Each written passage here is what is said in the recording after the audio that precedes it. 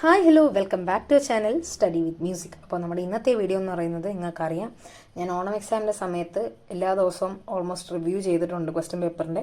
അപ്പോൾ ഇന്ന് നമ്മുടെ സ്കൂള് ഞാനിപ്പോൾ മൺഡേ ആണ് വീഡിയോ എടുക്കുന്നത്, അതാണ് ഈ ഇന്നെന്ന് പറയുന്നത് കേട്ടോ. അപ്പോൾ ഇന്ന് നമ്മുടെ സ്കൂളൊക്കെ തുറന്നു. ഇന്ന് തന്നെ ഞങ്ങൾക്ക് ഫുൾ ആൻസർ ഷീറ്റ് തന്നു കേട്ടോ. അപ്പോൾ ഞാൻ ഇന്ന് ആൻസർ ഷീറ്റിൻ്റെ ആണ് കാണിക്കാൻ പോകുന്നത്. എത്ര മാർക്കുണ്ട്, ഈ ഓണം എക്സാമിൻ്റെ മാർക്ക് കാണിക്കാമെന്ന് ഞാൻ ഒരു വീഡിയോ പറഞ്ഞിട്ടുണ്ടായിരുന്നു. അപ്പം എത്ര മാർക്കുണ്ട്, എന്തൊക്കെയാണ് ഞാൻ എഴുതിയിട്ടുള്ളതെന്നൊക്കെ ഒന്ന് ഓടിച്ചിട്ട് കാണിക്കാമെന്ന് വിചാരിച്ചു. അപ്പോൾ എല്ലാവർക്കും പേപ്പർ കിട്ടിയിട്ടുണ്ടായിരിക്കും എന്ന് ഞാൻ വിചാരിക്കുന്നു. ഇപ്പോൾ ഞാൻ ട്യൂസ്ഡേ അല്ലേ വീഡിയോ പോസ്റ്റ് ചെയ്യുന്നത്, അപ്പം ഓൾമോസ്റ്റ് എല്ലാവർക്കും പകുതിയോളമെങ്കിലും കിട്ടി കാണും. അപ്പം എല്ലാവരുടെയും മാർക്കൊക്കെ ഒന്ന് കമൻറ്റ് ചെയ്യുക, അല്ലെങ്കിൽ നിങ്ങൾക്ക് കിട്ടിയോ എന്നൊക്കെ ഉള്ളത് കമൻറ്റ് ചെയ്യുക. ഞാൻ നേരത്തെ പറഞ്ഞിട്ടുണ്ടായിരുന്നു, ഞാൻ എക്സ്പെക്ട് ചെയ്യുന്നതെന്ന് വെച്ചാൽ ഫിസിക്സിനൊക്കെ 5 മാർക്ക് പോവും, 6 മാർക്ക് പോവും എന്നൊക്കെ പറഞ്ഞിട്ടുണ്ടായിരുന്നു, ഫിസിക്സ് കെമിസ്ട്രി ഒക്കെ. പക്ഷേ അതിലൊന്നൊക്കെ ഫാർ ബെറ്റർ ആയിട്ട് നല്ല മാർക്ക് കിട്ടിയിട്ടുണ്ട്. അതിൽ നിന്നൊക്കെ വളരെ വലിയ മാർക്ക് കിട്ടിയിട്ടുണ്ട്. ഞാൻ 5 മാർക്ക് 6 മാർക്കൊക്കെ പോകുമെന്നാണ് വിചാരിച്ചത്. അതിൻ്റെ ഒരു ബേസിക് റീസൺ എന്താണെന്ന് വെച്ചാൽ, നിങ്ങൾക്കറിയാം ഞാൻ എൻ്റെ ഓൺ വേർഡ്സിലാണ് എഴുതുന്നതെന്ന് ഞാൻ മിക്ക വീഡിയോസിലും പറഞ്ഞിട്ടുണ്ട്. ഞാൻ എൻ്റെ ഒരു ഓൺ വേർഡിലാണ്, ലാംഗ്വേജ് ആയാലും എന്തായാലും എനിക്ക് മനസ്സിലാവുന്ന രീതിയിലാണ് അത് എഴുതി വെക്കുന്നത്. അപ്പം നമുക്ക് കറക്റ്റ് ഡെഫിനിഷൻ എഴുതാത്ത പക്ഷം നമുക്ക് സംശയമായിരിക്കും. ഓരോ ടീച്ചേഴ്സിൻ്റെയും ആ ഒരു പോയിന്റ് ഓഫ് വ്യൂ അല്ലെ പെർസ്പെക്റ്റീവ് ഒക്കെ വേറെ അല്ലേ. അപ്പം എങ്ങനെയായിരിക്കും നമുക്ക് മാർക്ക് ഇടുന്നതെന്ന് പറയാൻ പറ്റാത്തതുകൊണ്ട് എനിക്കൊരു ക്വസ്റ്റ്യൻ ചെറിയൊരു മിസ്റ്റേക്ക് ഉണ്ടെന്ന് തോന്നിക്കഴിഞ്ഞാൽ ഞാൻ എൻ്റെ ഞാൻ വന്നിട്ട് ഒരു ടോട്ടൽ കൂട്ടലുണ്ട്. ഞാൻ ഇന്നതൊക്കെ വിട്ടു, ഇത്ര മാർക്ക് കിട്ടുമെന്ന് എനിക്കൊരു എക്സ്പെക്റ്റേഷൻ കാണും. അപ്പം അങ്ങനെ എക്സ്പെക്റ്റ് ചെയ്യാനുള്ള ആ കൂട്ടുന്ന സമയത്ത് എനിക്ക് ചെറിയ തെറ്റുണ്ടെന്ന് തോന്നിക്കഴിഞ്ഞാലും ഞാൻ ആ ഹോൾ ക്വസ്റ്റ്യൻ്റെ മാർക്ക് അങ്ങ് കട്ട് ചെയ്ത് കളയും, എന്നിട്ടാണ് ബാക്കി കൂട്ടുക. അപ്പോൾ ടോട്ടൽ കൂട്ടുന്ന സമയത്ത് ഇപ്പം 9ാമത്തെ ഒരു ക്വസ്റ്റ്യൻ്റെ എനിക്ക് ചെറിയൊരു ഡൗട്ട് ഉണ്ടെങ്കിൽ ഞാൻ 9ാമത്തെ ക്വസ്റ്റ്യൻ്റെ ആ മാർക്ക് കൂട്ടത്തേ ഇല്ല. കാരണം എത്ര കിട്ടുമെന്ന് നമുക്ക് പറയാനൊക്കത്തില്ലല്ലോ, അതുകൊണ്ട് തന്നെ ഞാനത് കൂട്ടത്തില്ല. അപ്പോൾ അങ്ങനെയാണ് ഞാൻ കൂട്ടിയിട്ട് പറഞ്ഞത് ഫിസിക്സിൻ്റെ കാര്യം. പിന്നെ ലാസ്റ്റ് ഈ എക്സാം ഹോളിൽ നിന്ന് ഇറങ്ങിയ സമയത്ത് ഫിസിക്സും കെമിസ്ട്രിയും അയ്യോ A+ പോയി എന്നുള്ള രീതിയായിരുന്നു. പക്ഷേ വീട്ടിൽ വന്നു കഴിഞ്ഞപ്പോഴാണ് ഏതാണ്ടൊക്കെ കുഴപ്പമില്ലാതെ എഴുതിയിട്ടുണ്ടെന്ന് മനസ്സിലായത്. അപ്പം ഇന്ന് പേപ്പർ കിട്ടി. എല്ലാത്തിനും നല്ല മാർക്കുണ്ട് കേട്ടോ. ഞാൻ ഉദ്ദേശിച്ചതിനെക്കാട്ടിലും നല്ല രീതിക്ക് മാർക്ക് കിട്ടിയിട്ടുണ്ട്. അത് ഞാൻ നിങ്ങളെ ഇപ്പോൾ ഓരോന്നായിട്ട് കാണിക്കാം. അപ്പോൾ ആദ്യത്തെ പീരീഡ് തന്നെ മാത്സ് ആയിരുന്നു. അപ്പോൾ മാത്സ് ടീച്ചർ മാത്രമേ ഇച്ചിരി പഠിപ്പിച്ചുള്ളൂ, ബാക്കിയെല്ലാം ഇന്ന് ഫുള്ള് പേപ്പർ തരുമായിരുന്നു. അതുപോലെ ഞാനിപ്പോൾ പറഞ്ഞില്ലേ, ഇപ്പം ഒരു ക്വസ്റ്റ്യൻ തെറ്റിക്കഴിഞ്ഞാൽ അല്ലെങ്കിൽ ആ ക്വസ്റ്റ്യന് ചെറിയ മിസ്റ്റേക്ക് തോന്നിക്കഴിഞ്ഞാൽ ഞാൻ ഫുൾ ക്വസ്റ്റ്യൻ്റെ മാർക്ക് കളയുന്നു. അതിൻ്റെ കാര്യം എന്ന് വെച്ചാൽ നമ്മൾ ഓവർ എക്സ്പെക്ട് ചെയ്തിട്ട്, അല്ലെങ്കിൽ നമുക്ക് ഇത്ര മാർക്ക് കിട്ടുമെന്ന് എക്സ്പെക്ട് ചെയ്തിട്ട് അതിൽ താഴെ വന്നു കഴിഞ്ഞാൽ എനിക്കതൊരു ഡീമോട്ടിവേഷനാണ്, അതെനിക്കൊരു ബുദ്ധിമുട്ടാണ്. അത് പിന്നെ എനിക്കതിൻ്റെ മനസ്സിലിങ്ങനെ കിടക്കും. അതുകൊണ്ട് ഞാൻ എപ്പോഴും ഓവർ എക്സ്പെക്ട് ചെയ്യത്തില്ല, ഞാൻ ഒരു മിനിമത്തിൽ എക്സ്പെക്ട് ചെയ്യത്തുള്ളൂ. അപ്പം ഇതുവരെ എനിക്ക് അതിൽ കൂടുതലുള്ള മാർക്ക് മാത്രമേ കിട്ടിയിട്ടുള്ളൂ. ഞാൻ എക്സ്പെക്ട് ചെയ്തിട്ടുള്ളതിൽ കൂടുതൽ മാത്രമേ ഇതുവരെ കിട്ടിയിട്ടുള്ളൂ. കാരണം ഞാൻ അങ്ങനെ ആണ് എക്സ്പെക്ട് ചെയ്യുന്നത്, തീരെ കുറച്ച്. ചിലപ്പോൾ നമുക്ക് അതിന് 1/2 മാർക്ക് കിട്ടാനുള്ള സ്കോപ്പ് ഉണ്ടെങ്കിലും ഞാൻ അതിൻ്റെ മാർക്ക് കണക്ക് കൂട്ടത്തില്ല. അപ്പം അങ്ങനെ ചെയ്യുന്നതായിരിക്കും നല്ലതെന്ന് എനിക്ക് തോന്നി. അപ്പോൾ അതുകൊണ്ടാണ് ഞാൻ എൻ്റെ വീഡിയോസിലും എങ്ങനെ പറഞ്ഞത്. അപ്പം മാത്സിലേക്ക് ആദ്യം പോവാം. അപ്പോൾ എൻ്റെ റിവ്യൂ വീഡിയോ മാത്സിൻ്റെ കണ്ടവർക്ക് അറിയാം, എനിക്കൊരു 9ാമത്തെ ക്വസ്റ്റ്യൻ എങ്ങാണ്ടായിരുന്നു ഒരു ഡൗട്ട് ഉണ്ടായിരുന്നത്. എന്താണെന്ന് വെച്ചാൽ, ഇപ്പോൾ നമുക്കൊരു ഫംഗ്ഷൻ തന്നിട്ട് അത് 1 ആണെങ്കിൽ അതിൽ എത്ര എലമെൻറ്റ്സ് ഉണ്ടാവും, അങ്ങനെ എന്തൊരു ചോദ്യമാണ്. അപ്പോൾ അതിൽ 3 എലമെൻറ്റ്സ് ആയിട്ടൊന്നും ഉണ്ടായിരുന്നത്. അപ്പോൾ ഞാൻ വിചാരിച്ചു A2 ഇറ്റ്സെൽഫ് എന്നാണ് പറഞ്ഞത്. A എന്നൊരു സെറ്റ് തന്നിട്ട് 3 എലമെൻറ്റ്സ് ഉള്ള A എന്നൊരു സെറ്റ് തന്നിട്ട് Aയിലേക്ക് തന്നെ ഒരു 1 ഫംഗ്ഷൻ ഉണ്ടെങ്കിൽ അത് എത്ര എലമെൻറ്റ്സ് ഉണ്ടെന്നോ അങ്ങനെ എന്തോന്ന് ചോദിച്ചു. അപ്പോൾ ഞാൻ ആ 3 എലമെൻറ്റ്സ് ആയതുകൊണ്ട് തന്നെ 1 2 3 അങ്ങനെ 3 എന്ന് തന്നെ എഴുതി. പക്ഷേ അത് n ഫാക്ടോറിയലാണ് അത് ചെയ്യേണ്ടത്. Number of 1 functions n factorial, അതായത് 3 ഫാക്ടോറിയൽ 6 ആണ് അത് വരേണ്ടത്. അത് മാത്രമേ തെറ്റിയിട്ടുള്ളൂ അതിന്. പക്ഷേ ഞാൻ ഓവർ ക്വസ്റ്റ്യൻ എഴുതിയിട്ടുണ്ടായിരുന്നുകൊണ്ട് അത് എക്സസ് ആയിട്ടാണ് എടുത്തത്. അതുകൊണ്ട് തന്നെ മാത്സിന് ഫുൾ മാർക്കുണ്ട്. മാത്സ് ഞാൻ ഓൾമോസ്റ്റ് കുഴപ്പമില്ല, എക്സ്പെക്ട് ചെയ്ത മാർക്കാണ്. എന്നാൽ ഫുള്ള് കിട്ടുമെന്നല്ലെങ്കിൽ ഇനി എവിടെയെങ്കിലും അശ്രദ്ധ കൊണ്ട് 1/2 മാർക്കോ എല്ലാം പോയിട്ടുണ്ടെന്ന് വിചാരിച്ചായിരുന്നു. പക്ഷേ ഫുള്ള് കിട്ടിയിട്ടുണ്ട്.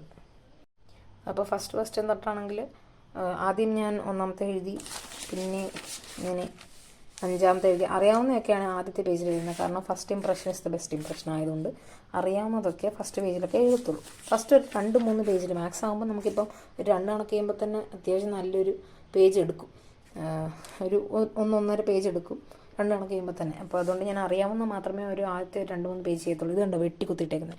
അത് ഈ മെട്രിക്സിൻ്റെ ഒരു കുഴപ്പം, അല്ല ഡിറ്റർമിനൻറ്റിൻ്റെ ഒക്കെ ഒരു കുഴപ്പം ഇതാണ്. എന്നുവെച്ചാൽ മൊത്തത്തിൽ വെട്ടേണ്ടി വരും. അതുകൊണ്ട് ഞങ്ങളുടെ അടുത്ത് ടീച്ചർ പറഞ്ഞതെന്ന് വെച്ചാൽ മാക്സിമം ഒരു പേജിൽ തന്നെ ഡിറ്റർമിനൻസ് ഒക്കെ ഒതുക്കാൻ ശ്രമിക്കുക. കാരണം ഇല്ലെങ്കിൽ നമ്മൾ തിരിച്ചൊക്കെ നോക്കുന്ന സമയത്ത് ചിലപ്പോൾ ഒരു വാല്യൂ ഒക്കെ മിസ്സായി പോയി കഴിഞ്ഞാൽ മൊത്തത്തിൽ തെറ്റിപ്പോവും, ഒന്നും ചെയ്യാനൊക്കത്തില്ല, അതിന് മാർക്ക് ഇടാനും പറ്റത്തില്ലെന്ന് പറഞ്ഞു. അപ്പോൾ അതുകൊണ്ട് നിങ്ങൾ അങ്ങനെ ഇനി എഴുതുമ്പോൾ ശ്രദ്ധിക്കുക. അപ്പോൾ എനിക്ക് അങ്ങനെ തെറ്റിയതാണ് ഇപ്പുറത്തെ പേജിലോട്ട് തിരിച്ച് കഴിഞ്ഞപ്പോൾ. അതുകൊണ്ട് പിന്നെ ഞാൻ ലാസ്റ്റ് അത് ഒരു പേജിൽ തന്നെ ആക്കി എഴുതാമെന്ന് വിചാരിച്ചു. ഇതാണ് ഞാൻ തെറ്റിയെന്ന് വെച്ച് പറഞ്ഞത്. പിന്നെ അങ്ങനെ തെറ്റിയതൊന്നുമില്ല. മാത്സിൻ്റെ എക്സാം വലിയ കുഴപ്പമില്ലാത്തൊരു എക്സാം ആയിരുന്നു, ഒരു മീഡിയം എക്സാം ആയിരുന്നു എന്ന് ഞാൻ പറഞ്ഞു. ഇത് ഡിറ്റർമിനൻസിൻ്റെ അതുപോലെ തന്നെ ഇവിടെ വരെ കൊണ്ട് എ ഇൻവേഴ്സ് നിർത്തിയിട്ട് നമുക്ക് അവിടെ നിന്ന് എക്സ് കണ്ടുപിടിക്കാനായിരുന്നു. അപ്പോൾ ഇവിടെ വന്നപ്പോൾ എന്തോ തെറ്റ് പറ്റി. പിന്നെ ഞാനത് മറിച്ച് നോക്കി, ഇല്ലാത്ത സമയം എടുത്ത് എഴുതി, അങ്ങനെയൊക്കെയാണ് ചെയ്തത്. പിന്നെ ഞാൻ എപ്പോഴും ക്രോസ് ചെക്ക് ചെയ്യും കേട്ടോ. ആ ഒരു ഇക്വേഷനിലിട്ട് കഴിയുമ്പോൾ ലെഫ്റ്റ് സൈഡും റൈറ്റ് സൈഡും ഈക്വൽ ആണോ എന്ന് ജസ്റ്റ് ഒന്ന് ക്രോസ് ചെക്ക് ചെയ്ത് നോക്കും. ഇത് ഈ പേപ്പറിൽ തന്നെ ക്രോസ് ചെക്ക് ചെയ്ത് എഴുതിയത് എന്താണെന്ന് വെച്ചാൽ നമ്മുടെ വേറെ ഓപ്ഷൻ ഇല്ല, വേറെ പേപ്പറില്ലല്ലോ, അതുകൊണ്ടാണ് ഇങ്ങോട്ട് എഴുതിയത്.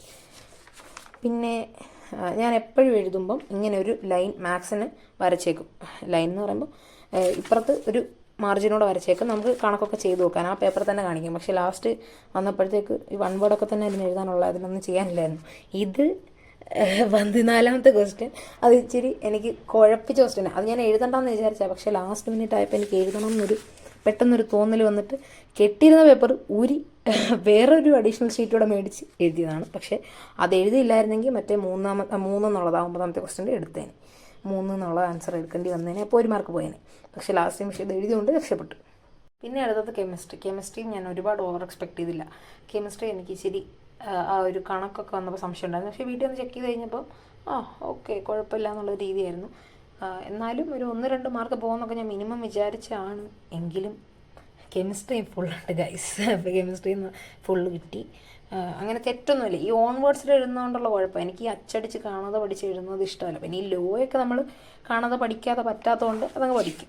അല്ലാത്തതൊക്കെ ഞാൻ അല്ലാതെ സ്വന്തമായിട്ട് തന്നെ എഴുതുന്നത്. അപ്പം ഇതുണ്ടോ ഓക്കെ, പെട്ടിയൊക്കെ വരച്ച് ഈ ഡിഫറൻഷ്യേറ്റ് ചെയ്യുന്നതൊക്കെ ഞാൻ പെട്ടിയൊക്കെ വരച്ചാൽ മിക്കവാറും ചെയ്യുന്നത്. അങ്ങനെ കെമിസ്ട്രിക്കും ഉണ്ട് ഫുള്ള്. പിന്നെ ഇനി അടുത്തത് വരുന്നത് സുവോളജിയും വലിയ കുഴപ്പമില്ലായിരുന്നു. എനിക്ക് ബോട്ടണി ആയിരുന്നു കുറച്ച് ടഫായിട്ട് തോന്നിയിരുന്നത്. അപ്പോൾ സുവോളജി ആണെങ്കിലും ഞാൻ അത്യാവശ്യം എഴുതിയിട്ടുണ്ട്. ആപ്ലിക്കേഷൻ ലെവൽ ക്വസ്റ്റ്യൻസ് കുറേ ഉണ്ടായിരുന്നു. അത്യാവശ്യം എളുപ്പമായിരുന്നു സുവോളജി, അതുകൊണ്ട് സുവോളജിക്കും ഫുള്ളുണ്ട്.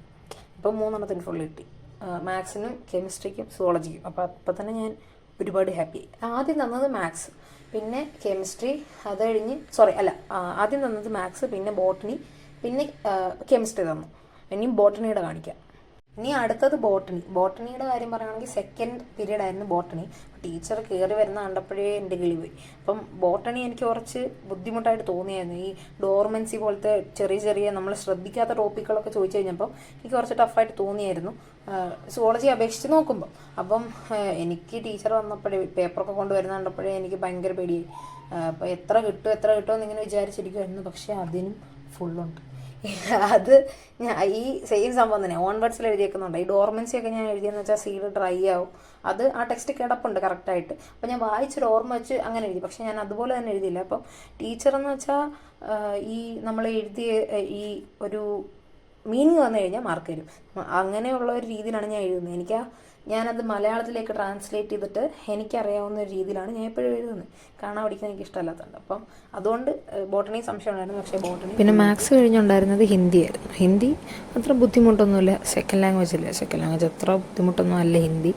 അപ്പം ഹിന്ദിക്കും ഈ ഓൾമോസ്റ്റ് റിപ്പീറ്റഡ് ആയിട്ട് എല്ലാവട്ടം ചോദിക്കുന്ന ക്വസ്റ്റ്യൻസ് ഒക്കെ തന്നെ ആയിരുന്നു.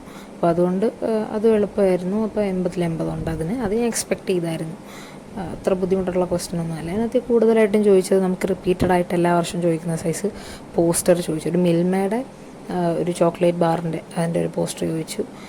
അതുപോലെ ബഹദൂർ ഷാ സഫറിൻ്റെ ഒക്കെ ചോദിച്ചു. അതൊക്കെ നമ്മൾക്ക് സ്ഥിരം ചോദിക്കുന്നത് തന്നെ, അതുകൊണ്ട് അതൊക്കെ എക്സ്പെക്റ്റ് ചെയ്തായിരുന്നു. പിന്നെ അടുത്തത് ഇനി ഇംഗ്ലീഷാണ്. ഞാൻ ഇംഗ്ലീഷ് സ്ഥിരം പറയുന്ന തൊട്ട് തന്നെ ആദ്യം ചെറിയ ഇതൊക്കെ എഴുതി, എന്നുവെച്ചാൽ ചെറിയ ക്വസ്റ്റ്യൻസ് ഒക്കെ എഴുതി. പിന്നെ വലിയ 6 മാർക്കിൻ്റെ ഒക്കെ 8 മാർക്കിൻ്റെ 6 മാർക്കിൻ്റെ ഒക്കെ ഉള്ള ക്വസ്റ്റ്യൻസ് ഒക്കെയാണ് എഴുതിയത്. അപ്പോൾ ഇംഗ്ലീഷിലാണെങ്കിൽ എനിക്ക് 1-2 മാർക്ക് പോകുന്ന സംശയമായിരുന്നു. കാരണം ഒരു 1 വേർഡ് ഒരു സംശയം ഉണ്ടായിരുന്നു. എന്നുവെച്ചാൽ ഓൾഡ് സ്റ്റോൺ ആംഡ് സാവേജും ഓൾഡ് സാവേജ് സ്റ്റോൺ ആംഡോ അങ്ങനെ കണ്ടൊരു ലൈനുണ്ട്. മറ്റേ ആ ഒരു പോയറ്റും നെയ്ബറും തമ്മിലുള്ള ഒരു ഇതില്ലേ, മെൻഡിങ് വോളിനകത്ത് അങ്ങനെ ഒരു ഓൾഡ് സ്റ്റോൺ സാവേജ് ആംഡോ അങ്ങനെ എന്തോ ആണ്. അപ്പോൾ അതിൽ സാവേജിൻ്റെ അർത്ഥം ചോദിച്ചു. അപ്പോൾ ഞാനിതൊന്നും ശ്രദ്ധിച്ചില്ല. ഈ അർത്ഥമൊന്നും നമ്മളങ്ങനെ നോക്കിക്കൊണ്ട് പോകത്തില്ലല്ലോ, ഞാൻ നോക്കിക്കൊണ്ട് പോയിട്ടില്ല. അപ്പം അർത്ഥം ഞാൻ നോക്കിയിട്ട് പോയിട്ടില്ലായിരുന്നു. അപ്പോൾ അതെനിക്കൊരു സംശയം ഉണ്ടായിരുന്നു. 1 മാർക്ക് പോകുന്നത് 1 മാർക്കിനായിട്ട് ഫസ്റ്റ് സെക്ഷനിൽ ചോദിച്ചതാണ്. അപ്പം ടീച്ചറിൻ്റെ അടുത്ത് ചോദിച്ചപ്പോൾ ടീച്ചർ പറഞ്ഞു അപ്പോൾ ടീച്ചർ പറഞ്ഞതെന്ന് വെച്ചാൽ സാവേജിൻ്റെ അർത്ഥം ഒരു അൺഡെവലപ്ഡ് അല്ലെങ്കിൽ അങ്ങനെ ഒരു ഈ നമ്മൾ അവിടെ ആ ഒരു നെയ്ബറിനെ പറ്റിയല്ലേ പറയുന്നത്, പുള്ളിയുടെ ആ ഒരു ഡെവലപ്ഡ് അല്ലാത്ത ഒരു ഓൾഡ് ട്രഡീഷണൽ ചിന്താഗതിയെ പറ്റിയാണ് പറയുന്നത്. അപ്പോൾ അങ്ങനെ എഴുതിയാൽ മതി, കുഴപ്പമില്ല എന്ന് പറഞ്ഞു. അപ്പോൾ അതുകൊണ്ട് ഞാൻ അൺഡെവലപ്ഡ് അങ്ങനെ ട്രഡീഷൻസ് ആൻഡ് തോട്ട്സോ അങ്ങനെ എന്തുവാണ് എഴുതിയത്, അങ്ങനെയൊക്കെയാണ് എഴുതിയത്. അപ്പം അതുകൊണ്ട് അതിന് മാർക്ക് കിട്ടി. അപ്പം അതിന് ടോട്ടൽ 79 കിട്ടി. 79. ഈ അര മാർക്ക് പോയത് എവിടെയാണെന്ന് വെച്ചാൽ ഇമെയിലിനകത്തിൽ ടീച്ചർ പറഞ്ഞാൽ നമ്മൾ റൈറ്റിംഗ് ദ ഇമെയിൽ എന്ന് എഴുതരുത്, സെൻഡിങ് ദ ഇമെയിൽ എന്ന് എഴുതുന്നു. I am sending this email to inform you that അങ്ങനെയൊക്കെ പറയുന്നത്. നമ്മൾ സാധാരണ ലെറ്ററിനാണ് റൈറ്റിംഗ് ദ ലെറ്റർ എന്ന് പറയുന്നത്. അപ്പോൾ ഞാൻ I M writing the email എന്ന് എഴുതി, അതാണ് തെറ്റ്. അത് പോരാഞ്ഞിട്ട് ഒരു സ്പെല്ലിംഗ് മിസ്റ്റേക്കും വന്നു. അതും ഞാൻ കാണിച്ചു തരാവേ.